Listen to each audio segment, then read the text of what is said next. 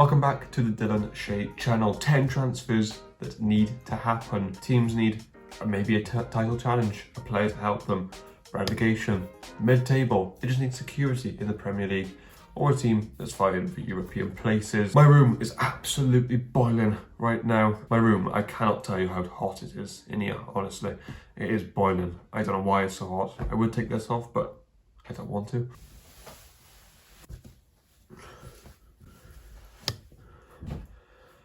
Anyway, let's not waste time here. Let's get straight into it. The first transfer that needs to happen, and the only one that's not a player, is Sean Dyche to Everton. Now, usually, this could cause some stick. I don't know. Usually, I like to see a manager get given time, given an opportunity with the players. And for me, I think Lampard has been given time. He's had 2 seasons. Sean Dyche stays up with this team, in my opinion. He stayed with Burnley in the Premier League for 6 years. He got them 7th the one season. I think it was the second season in the Premier League. He got them 7th. Kept them in the league for 6 years. And this Everton team is a lot better than that Burnley team. For me, Sean Dyche comes in, guarantees safety. I don't think there is a guarantee right now for Everton with Frank Lampard. I think you'd get more out of Anthony Gordon as well. Dominic Calvert-Lewin, I think, would be a lot better under Sean Dyche. I think Sean Dyche is a brilliant manager. I think Everton would regret not getting his signature because things are looking terrible for Everton right now. They just lost 4-1 to Brighton. They actually lost to Man United as well, but to be fair, that's a difficult fixture. But they lost 4-1 to Brighton. For me, that is not good enough in the slightest. The goals they conceded, 3 goals was it, in about 4 minutes, or 2 goals in 4 minutes, is so poor. And this cannot continue for Everton. And think, he got 14 goals and 10 goals a season consistently out of Chris Wood. You're a good manager if you can do that. Number 9. Now this is my laziest pick out of all of them. This was the last pick I had. Is Gonzalo Ramos to Wolves. Wolves, again, like Everton, are in serious danger of being relegated this season, which is something I didn't see coming. I thought the team was way too strong for it.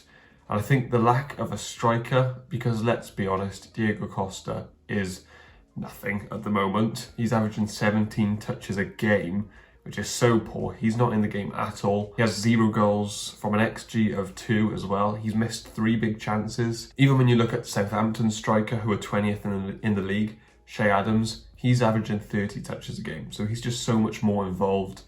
And it's understandable. Diego Costa is at the end of his career now. Raul Jimenez, they cannot rely on him either. He has not been the same player since that head injury again. Understandable. But for me, I like Gonzalo Ramos. I think in the World Cup, that hat-trick, a very good hat-trick by the way, showed his quality. In the Portuguese league right now, he has 9 goals and he's young. It would be a long-term investment for Wolves, and of course, he's Portuguese. Do I think it's a risk? I think it is a bit of a risk because he's not a guarantee. And I think it's not as much of a risk as Fabio Silva. Fabio Silva was just completely unproven and is just really not a good player. But that hat-trick he scored in the World Cup, let's remember, he was against Premier League opposition. They had a Kanji, Switzerland in that defence. They had Fabian Schär. They also had Granit Xhaka, in midfield. And Jan Sommer in goal, who's a very good goalkeeper. I think it would be a brilliant signing for Wolves. Okay, now the next one is for Arsenal. And I've gone for Douglas Luiz. Now, this isn't going to be an easy deal to get through because I think he might have just signed a new contract. And he's an important player for Villa. But Arsenal fans, you are in a title challenge. Understand this. You have a massive opportunity to win this Premier League. Massive. And what's going to make you lose it? Well, it's a Thomas Partey injury. You cannot afford to lose Thomas Partey. Thomas Partey is absolutely crucial for Arsenal, but with a backup like that, Douglas Luiz, and probably someone who gets in their first 11 alongside Thomas Partey, maybe replaces Granit Xhaka, who knows? I think it's great depth. I think it's just added solidity into that midfield, and Douglas Luiz is an amazing player. And I also think he adds great competition for Partey as well. You know, that could elevate Partey's performances even more. But over the years, we've seen Arsenal go on good runs and Thomas Partey gets injured and they just look so much weaker. And with how good Thomas Partey has been this season, if he were to get injured, for Arsenal fans, it would be a massive shame. The next signing is for Aston Villa, and it's Dan Juma. I think this would be an amazing signing for Aston Villa. He's not actually having the best season, Dan Juma. He's only got 2 goals in the Liga right now, but we know the talent that he has. Last year, I thought he was incredible. Got 6 goals in the Champions League for Villarreal, a massive part of the reason why they got to the semi-final of the Champions League. He would be going to a manager that he obviously knows in Unai Emery, and I think he would bag a starting 11 position in that Villa team easy. Ollie Watkins is someone I think is quite inconsistent. He obviously has talent. For me, he hasn't really cemented himself. I look at him as a decent to good player. He hasn't elevated himself. Danny Ings, for me, has just massively flopped at Aston Villa, which I didn't see coming. I just think Danjuma would be such an exciting signing for them. Knows the Unai Emery system. I think it's just perfect. He's also very versatile as well. You can play anywhere across the front three, more so as a left winger or striker. The fact that he can fill any of those positions, I think, is huge. And with how demanding and physical the Premier League is, having a player so versatile is a very good thing. Aston Villa, go and get Danjuma. Okay, so the next one is a Chelsea signing, and it's Mykhailo Mudryk. Now, for me, there's one reason, actually no, there's a few reasons why Chelsea have to make this sign in this window. The first one is, if they don't, he probably goes to Arsenal, because Arsenal are going to be a Champions League team next season. Chelsea probably ain't. And Mudryk will be a player in demand. If you've seen him play football, you know how good this guy is. To me, Chelsea are really lacking in the attack end of the pitch. There's just nothing. Ziyech has been so wasteful this year. Havertz doesn't score enough goals, doesn't do enough, he's not clinical enough. Sterling's injured for the rest of the season. Pulisic, is he injured as well? And he's not good enough, let's be honest, for Chelsea. Mudryk is a special player. He's one of the fastest in the world. We're talking Robin, Gareth Bale type speed here. Dribbling skills are phenomenal. And Chelsea need something. Chelsea need an X-factor player because they are falling behind right now, Chelsea. In the Champions League, he had 3 goals, 2 assists. He actually carried Shakhtar. 7 goals, 6 assists in 12 league games in his league.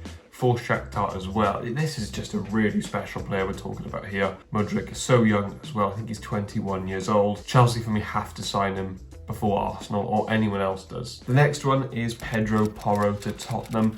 This, for me, just has to happen. Conte, a manager with fullbacks as his main priorities, and he doesn't have a good enough fullback. Jed Spence is not fancied by Antonio Conte. Emerson Royal, for me, is one of the worst in the league. I think he has a case to be the worst in the league. And Matt Doherty has turned his career around at Spurs, but I just don't know if it's Champions League level when you look at the competition this season. It is expensive. It's 40 mil release clause for Pedro Porro. You have to give Conte what he wants, otherwise he will walk out the door. Pedro Porro has instinctive crossing, he has good strength as well, and he has the ability to cut in on his left foot. But he has great crossing ability, just a really good instinctive idea of where players are, great awareness. His stats on FBref are unbelievable as well, like seriously. Pedro Porro is in the top, for attacking stats, he is in the top 1% for pretty much everything. For me, this is just a must-have signing for Tottenham.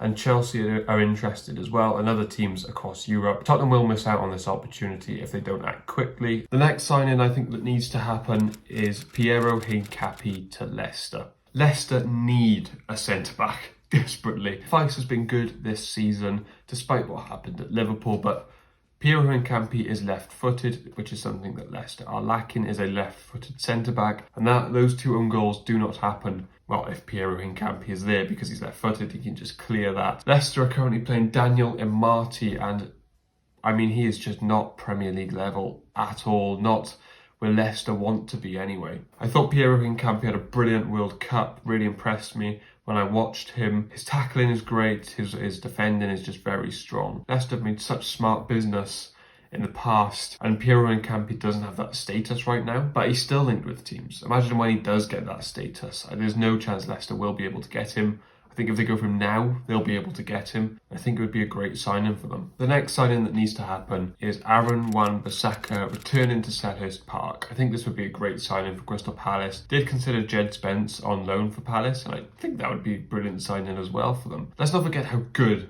Aaron Wan-Bissaka was at Crystal Palace, by the way. There's a reason Man United bought him for £50 million. And Crystal Palace are absolutely dying for a right back. They're currently playing Joel Ward, who is past it. Crystal Palace fans can see that. Anyone can see that. They're also dying for centre mid, but I just thought right back right now is a huge issue for them. I think at Crystal Palace, Wan-Bissaka cemented himself as the best one-on-one defender in the world. He's pocketed so many players. I think of Wan-Bissaka and Sterling when they were both at Man United and Man City, and it was the most one-sided rivalry ever. Wan-Bissaka pocketed him every single time. He's pocketed Mbappe as well. This guy has so much defensive talent. He really is one of the best in the world for me. I think he's lost his confidence, just lost his way at Man United a little bit with that attacking pressure that you have at a bigger club. But I think you'd not cost too much for Crystal Palace. They could probably even get him on a loan with an option to buy. I think that would be a great option for them. And that means that Palace's back four would be Tyrick Mitchell, Mark Guay, Joachim Andersen and Wan-Bissaka. I think that is really solid. Much more improved than what Wan-Bissaka was with before he left Crystal Palace. I've gone for another relegation battle inside, and I've gone for Ismaila Sarr at West Ham United. I think this is a perfect signing for West Ham. I did consider Moussa Diaby at Bayer Leverkusen. I think the left-hand side is more of an area to improve right now.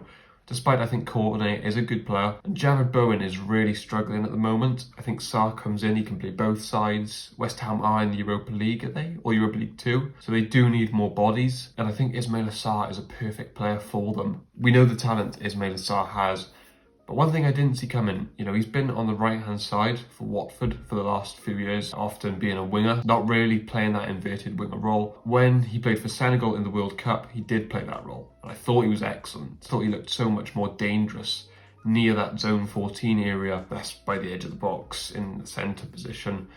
Coming in narrow, being able to play make, being able to shoot more often, I just thought he looked really impressive. I think for West Ham to have Bowen and Sarr on either side just makes West Ham just a much better team and adds so much quality to their side. He has 6 goals, 5 assists in the Championship this season. It's good. But I think he can even take it up to a level even higher. I think he's really talented. Because right now, I just don't think any of West Ham's forwards are producing anything, and they're in massive danger, by the way. It's a team that looks tired. It's a team that looks like they need a few more players in there. And he adds massive competition to the other wingers, and that could improve them as well. So I think West Ham need to sign Ismaila Sarr. Okay, what's the last signing that needs to happen? For me, it's Sofyan Amrabat to Liverpool. This has to happen in my opinion. There are a lot of midfielders Liverpool could get. They could look at a Caicedo. Jude Bellingham is a massive option for them as well. But for now, they need legs. They need a more defensive-minded player, in my opinion. Sofyan Amrabat, I think, is perfect. Liverpool are running out of legs in midfield. We can see that with Fabinho. He looks shot. Henderson as well. Sofyan Amrabat produces that. Do you remember against Mbappe in the World Cup?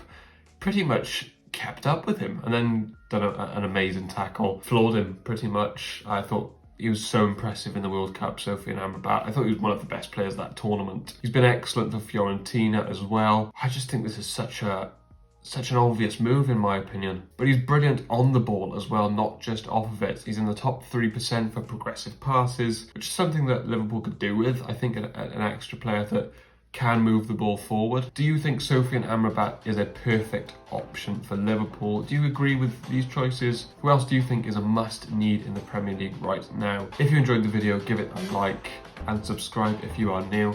Thank you for watching.